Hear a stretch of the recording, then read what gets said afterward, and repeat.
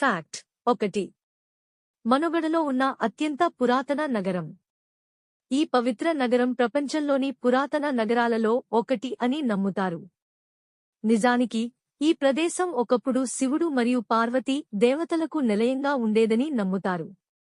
శాశ్వతత్వంతో ఈ నగరం యొక్క ఈ కనెక్షన్ ఇక్కడితో ముగియదు, ఎందుకంటే ఇక్కడ తన తుది శ్వాసను పీల్చే వ్యక్తి నిజానికి మోక్షాన్ని పొందుతాడని నమ్ముతారు. ఫ్యాక్ట్ 2.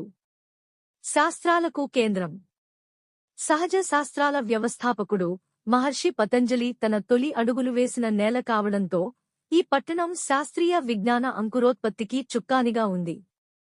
యోగా మరియు ఇతర సాంప్రదాయ రూపాల వంటి పురాతన సంపూర్ణ వైద్యం శాస్త్రాలు ఈ నగరంలోనే మూలాలు కలిగి ఉన్నాయనేది ఒక చిక్కు కాదు. ఫ్యాక్ట్ 3. గొప్ప సాహిత్యానికి కేంద్రం. వారణాసి గురించి ఒక ఆసక్తికరమైన